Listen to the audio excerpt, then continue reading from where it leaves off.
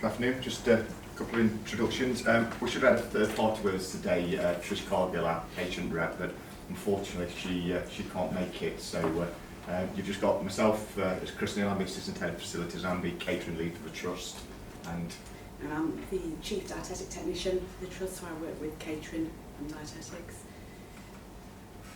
Okay, I'm going to keep going until my throat packs up and then Chris is going to take over. So the power of four is ultimately what we're going to talk about this project, the memory menu, the NUH memory menu. We've got our own logo there alongside the NUPJ privacy. So I'm going to come back to that at the end of the presentation, but to explain what it means, it's just keep it in your mind really. I'm going to skim through this quite quick because I think everybody should know that nutrition and hydration is fundamental to patient care. For me, the most important bit is the last sentence on that first bullet point, but it has a huge impact on our health and emotional well-being. When you're a patient in hospital, you can guarantee there'll be a conversation about the food that you've had, whether a visitor comes in or the person in the bed next to you comes in. And throughout this, I actually found myself a patient in my own hospital on an oncology ward. So I've actually tried the food and I've had those conversations with the patients in the bed next to me. Didn't tell them my job, kept that to myself. The context about Nottingham, with three campuses, two large acute campuses there. It actually says 1,800 meals a day. It's actually 1,800 meals at each food service that we serve to patients. So we're a massive organisation, and the meals are created in-house, cook-free system. It's all local, freshly sourced food that we use. Making sure patients are well nourished, part of the patient's recovery, can help get patients home sooner, quicker, prevent losing mobility and their independence. The NUH memory menu was a new way of working with our hospital food menu, and I think over the years myself and Chris have been guilty that we've just designed the menu. We've used the standard typical dishes that you'll find in all hospitals, whereas this time we tried something different. So at Nottingham we already have quite a strong patient involvement system within the trust. They are at the core of what we do. They support our trust vision.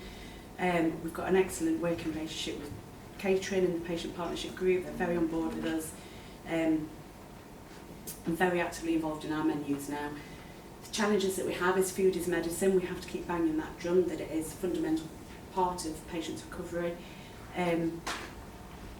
But also, as we know, nostalgic meals, when you're not well, you always have things, a lot of people have comfort foods that they would automatically go to. Mine's chicken noodle soup. There we go, childhood thing. The other element of it was with dementia as well. We know that within dementia, patients often remember things from childhood, so providing them with meals that they recognise or they may have had at school or at home when they're ill, really encourage them to eat better and eat more. Hence the name, the memory menu. So we decided to get a bit brave. We weren't sure how it was going to work. Patient partnership group helped lead the project with us. We decided to go out to our local press, so the Nottingham Post, local radio stations, and then social media. The social media was predominantly on Twitter, and after a month of it being out there, we had over 1 million impressions. So we were quite shocked, worried about the amount of work that we kind of opened ourselves up to. But the amount of engagement that we had from the public was quite mind-blowing, really. And it just kind of showed that the public do care about the NHS, and being able to have that say in something that affects them as a patient, they really kind of grasp that straight away. We also at ward level had, some wards had boards where people could put post-it notes on or pictures.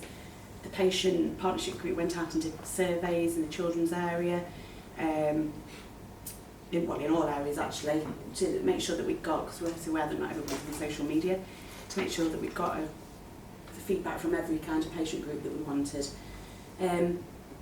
We also made sure that we included the black and minority ethnic groups, carers as well as a big one, learning disability, the Deaf Society, the list kind of goes on, but we wanted to make sure that we captured as many patient groups as we possibly could. Just a couple of pictures there was of the menu itself. And this was just a tweet that we put out, very short, very precise. Anne-Marie is our Deputy Chief Nurse, so she was the one who got all the messages coming to her and then passed them down to us. But yeah, we were quite blown away by the reaction and response that we got, which was really positive. Thank you. Just before I start, we've got an artefact here, and we'll explain a little bit about that later. Okay, so impact and results of the memory. So we wanted to raise the profile, importance and benefits of engaging with the public and working with the local community. We had lots of feedback from a range of different sources, and the key thing that what we're looking for is that this is a patient's menu designed by the patients for the patients. We're pleased to know that when we collated the information that came back from the public, that around 50% of the dishes that were suggested by the public were already on our menu. So it led us to believe that we're actually getting some things right, but it was all about going out there and looking to see what other ideas we'd got. I mean, Nicola just mentioned earlier about, you know, a catering manager can easily sit behind the desk and decide this is our menu and pass it on to the dietetic team and you print your menu and away you go. I had a recent debate with a catering manager only recently that said to me, I've got the autonomy to do what I want as a catering manager. And I said to him, well, this is not about you, this is about the patients. You know, they should have the choice of what they want on their menu. He quick buttoned up, but it was just about that thing of catering managers, you know, they're not the designers for the menu, it's for the patients.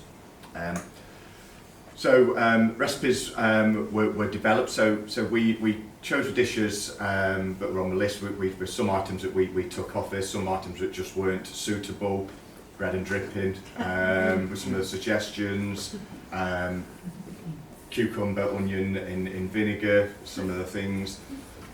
One example was toad in the hole. Great dish, I knew that it wouldn't work, because of our system. So we're a cook-freeze operation but regen in a Burlage oven, which gets to a maximum temperature of 140 degrees. You're never going to get a batter to rise. However, I didn't discount that. What we did is, well, it's been suggested, let's try it. So we took it to the development kitchen. We made a lovely caramelised onion, lovely sausage, put a batter on, we froze it down, and then we put it into our Burlage oven, and it came out like a frisbee. But it just means that we didn't say, oh, we've tried that before and let's not bother. It's about listening to what the patients were saying and let's go. You know, technology moves on and you know, one day we may be able to do a toad and roll in a Burlage oven, who knows. So with our ingredients in our CPU, so we're an on-site CPU, we're sourcing all of our, well, majority of our ingredients are sourced locally. 60% is the number at the moment.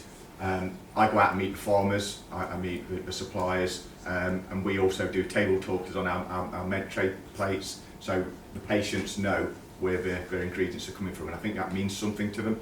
But you know, they're in Nottingham, they're in a Nottingham hospital, and the ingredients are coming from Nottinghamshire. So a new menu was launched and is included in the nutritional strategy.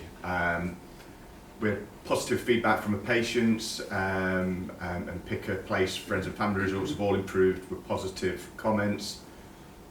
We developed the memory menu logo using the grown in Nottingham words. It just gives us a sense of pride and meaning to it. Improvement with communications between ward teams and catering, and the other thing that we developed was a finger food menu.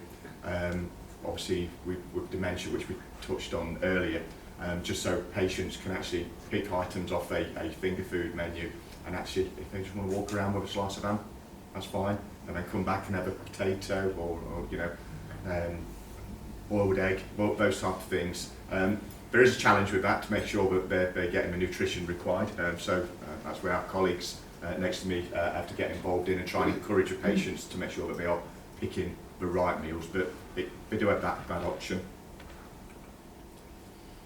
So once we'd done the menu and launched the menu, it was about getting a little bit of feedback. So we went out onto the wards and we met with patients and got some feedback. We sent our PPG reps out there to get the feedback as well, so it wasn't the catering team going out there or dietetics, it was it was people they could communicate with, and get some feedback. And just some of the items that were on there.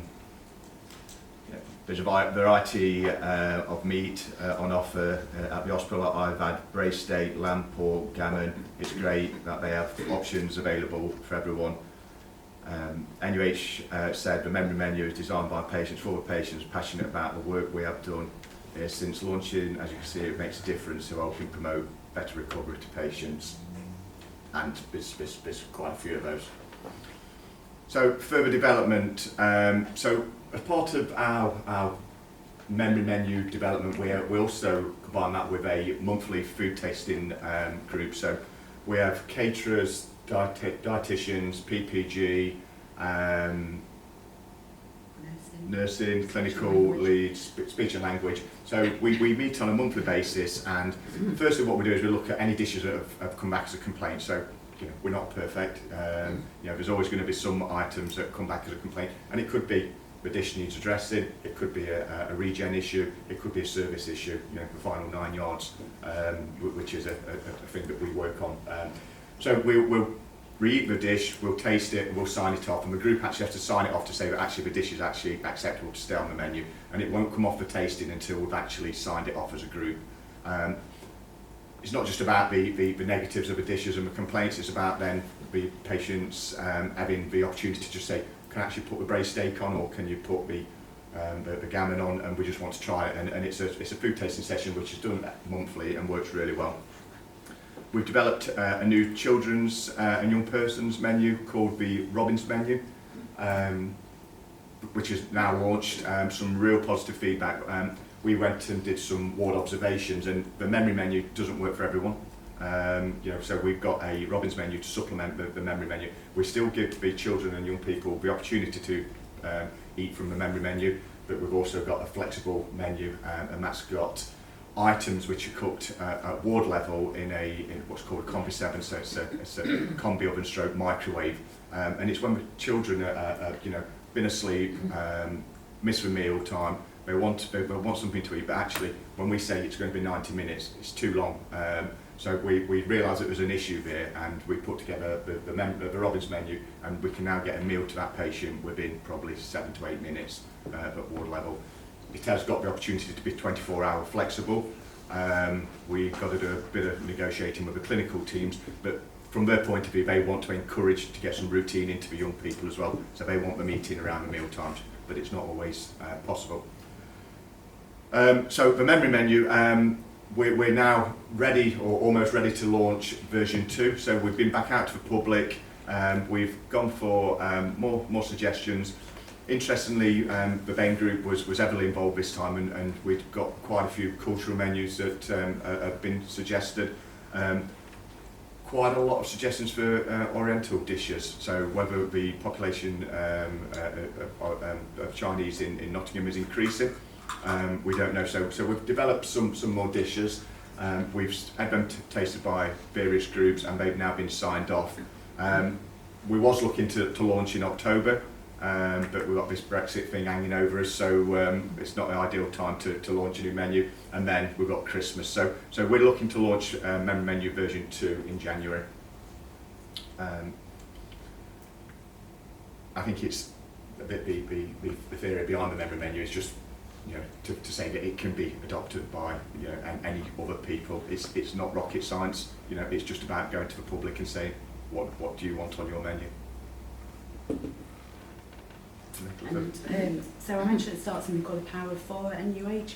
Within the catering world, the industry, we have the Hospital Caterers Association, and their motto is a power of 3. So that means nursing, clinical teams, dietetics and caterers working together to make sure that nutrition and hydration works really well for patients.